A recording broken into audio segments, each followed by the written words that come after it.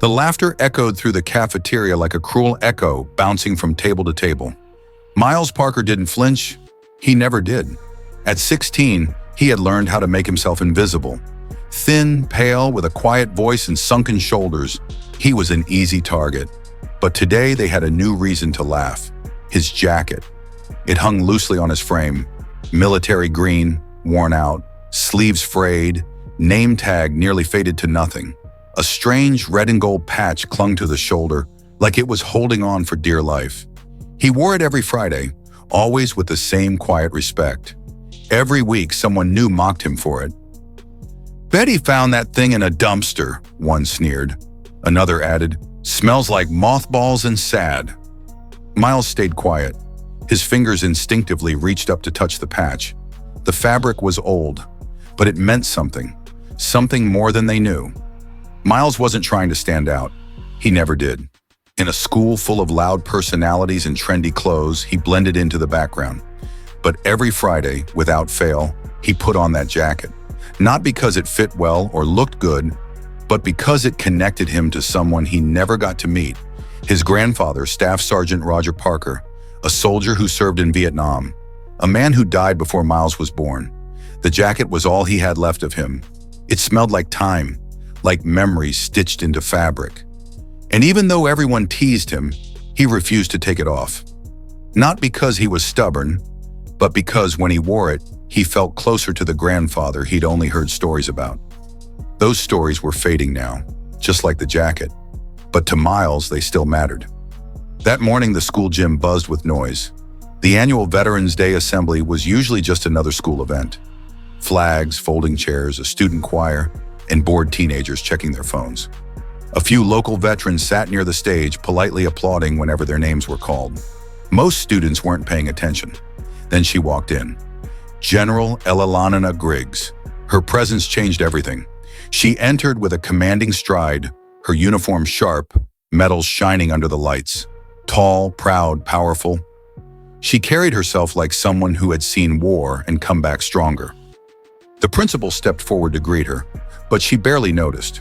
Her eyes scanned the crowd until they locked onto Miles. The moment was electric. Students fell silent. Teachers leaned forward. And then, without hesitation, she began walking straight toward him. She stopped in front of him. The silence in the room was deafening. Miles looked up, confused. His classmates stared, frozen in shock. "Where did you get that jacket?" Her voice was firm, commanding. Miles stood slowly, clearing his throat. "It belonged to my grandfather, Staff Sergeant Roger Parker. He served in Vietnam. He died before I was born."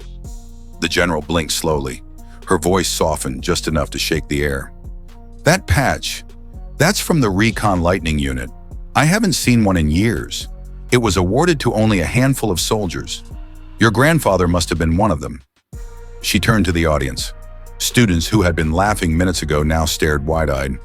"That patch signifies one of the most dangerous recon units of the Vietnam War," she continued. "During the Battle of Dak To, 32 men went in. Only 6 made it out. They volunteered for missions most refused." The gasps spread across the gym like ripples in water. "Your grandfather's name, I knew it. He was a legend. He saved lives. He trained me." She paused, letting the words sink in. "I was a private when your grandfather taught me to stay calm under enemy fire. He pulled me from a downed vehicle while under heavy fire and refused to be evacuated until everyone else was safe." Her voice wavered slightly. "That man is one of the reasons I became a leader." She looked at the jacket again, then at Miles. "And that jacket? That is not fashion. That is legacy." Then, without warning, General Elalana Griggs did something no one expected. She stood straight, brought her hand to her brow and saluted him. A 4-star general saluting a boy in a cafeteria. Miles trembled. He stood as tall as he could and returned the salute, every muscle in his body shaking. The room erupted. First, it was the veterans rising to their feet, then the teachers, then the students. The entire gym filled with applause. Not for the general, not for the ceremony, but for the quiet boy in the jacket. No one laughed now. No one dared. For the first time, Miles felt seen, not as the kid with the weird jacket, not as the quiet boy in the corner, but as someone who carried a legacy. The weight of history was on his shoulders, and now everyone understood. The jacket wasn't just old fabric. It was proof of courage, sacrifice, and honor. And suddenly, everyone in that room respected it. Some students approached him afterward, asking questions, showing real interest. Others simply nodded in respect. But Miles didn't need their approval anymore. He already knew what mattered. From that day forward, no one teased the jacket. In fact, Miles wore it with his head held high, because now everyone knew what it meant. So next time you see someone dressed differently, wearing something old or faded, don't judge. Behind the fray may be a story worth saluting. Before we end this story, let us know in the comments. Where are you watching from? If this story touched you, subscribe to the channel, hit that like button, and drop a karma in the comments below. Because sometimes the quietest people carry the loudest legacies.